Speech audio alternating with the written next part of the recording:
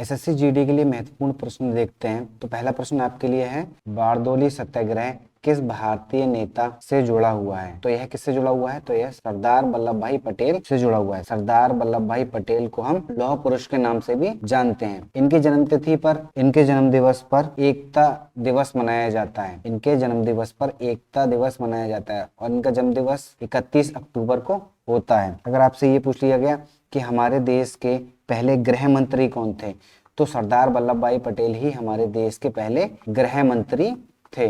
तो इस क्वेश्चन से आपको कितनी बातें सीखने को मिली हैं कि लौह पुरुष कौन थे, एकता दिवस किनके जन्म दिवस पर मनाया जाता है और देश के पहले गृह मंत्री कौन थे। तो चलिए अगले प्रश्न की ओर चलते हैं। किस देश को सुवर्ण शिवालय की भूमि के रूप से जाना जाता है? तो ये आपके 4 ऑप्शन दिए गए हैं, ठीक है। तो आपका सही आंसर हो जाएगा म्यांमार। अगर आपसे पेपर में ये पूछ लिया जाता है कि म्यांमार का पुराना नाम क्या था, तो म्यांमार का पुराना नाम बर्मा था, ठीक है। अगर आपसे म्यांमार की राजधानी पूछ ली जाती है तो म्यांमार की राजधानी है नेपिडाओ, ठीक है। अगर आपसे म्यांमार की मुद्रा पूछ ली जाती है तो म्यांमार की मुद्रा है म्यांमार क्यात। इसी प्रक्रम में आगे देखते हैं।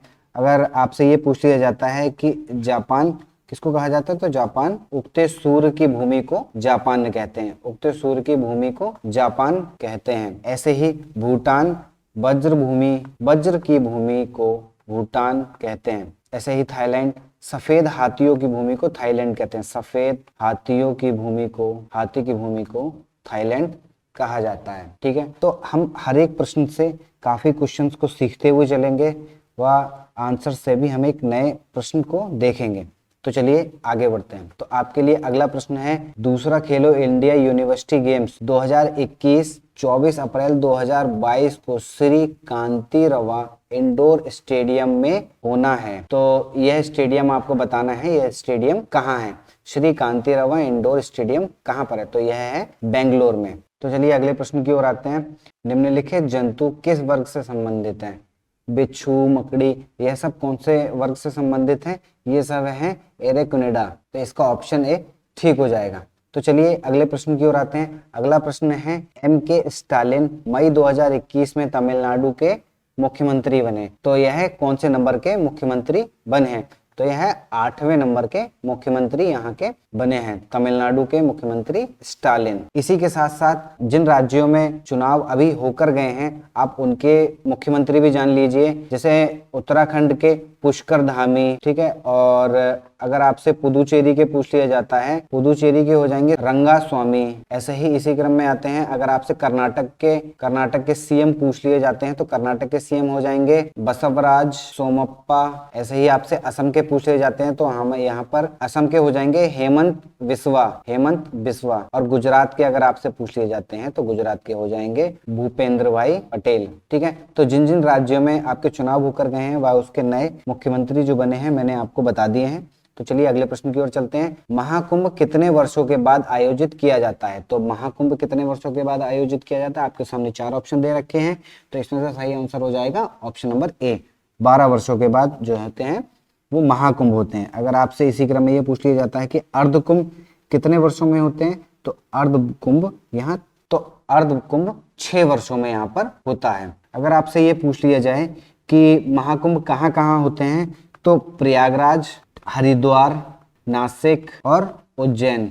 चलिए अगले प्रश्न की ओर आते हैं। अगले प्रश्न है, निम्नलिखित में से कौन सी एक कायांतरित शैल नहीं है? तो इसमें से कौन सी कायांतरित शैल नहीं है? आपके सामने 4 ऑप्शन दे रखे हैं जिसमें से आपका ऑप्शन है ठीक हो जाएगा, चूना पत्थर। चलिए अगले प्रश्न की ओर आते हैं। प्रथम ओजोन छिद्र के ऊपर पाया गया था। तो प्रथम ओजोन छिद्र किसके ऊपर पाया गया था? अंटार्कटिका के ऊपर पाया गया था। ओजोन किसे कहते हैं? तो O3 को ओजोन कहते हैं। इसमें ऑक्सीजन के 3 परमाणु पाए जाते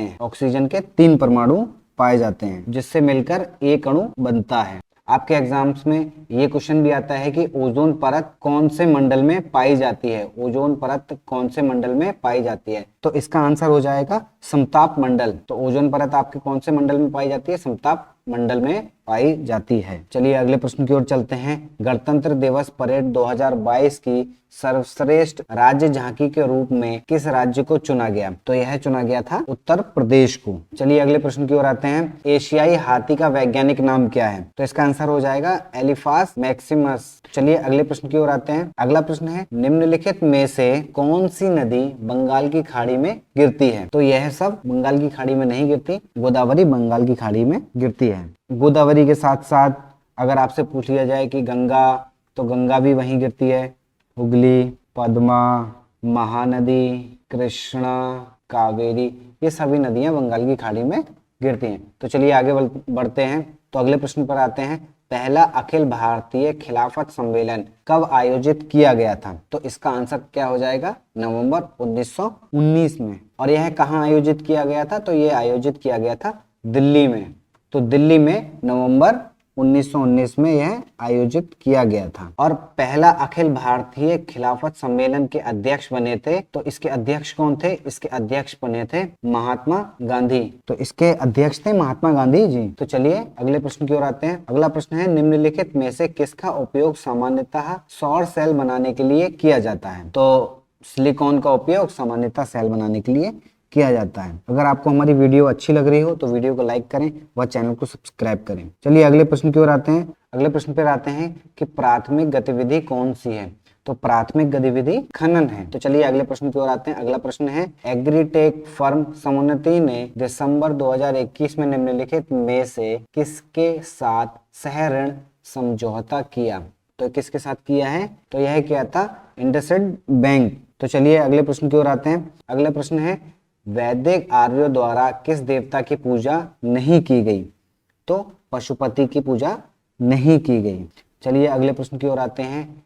गिनी गुणांक किसके लिए उपयोग किया जाता है? तो यह किया जाता है आय असमानता को मापने के लिए। अगले प्रश्न की ओर आते हैं। 2022 में 8वें अंतर्राष्ट्रीय योग दिवस की थीम क्या है? तो इसकी थीम है मानवता के लिए योग। और आपसे अगर ये पूछ लिया जाए कि अंतर्राष्ट्रीय योग दिवस कब मनाया जाता है, तो यह मनाया जाता है 21 जून को। चलिए अगले प्रश्न की ओर आते हैं। निम्नलिखित में से कौन सी लैंगिक जनन की एक विधि है? निषेचन, मुकुलन।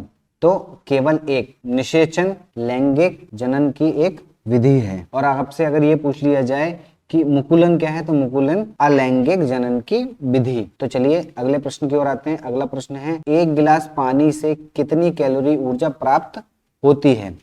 तो 0। तो एक गिलास पानी से हमें 0 कैलोरी ऊर्जा प्राप्त होती है। तो यहाँ पर आपका ये प्रैक्टिस सेट खत्म होता है। अगर आपको ये प्रश्न अच्छे लगे तो हमारे चैनल को सब्सक्राइब करें व हमारी वीडियो को लाइक करें। व आपको कोई सुझाव देना हो तो कमेंट करके आप दे सकते हैं। धन्यवाद।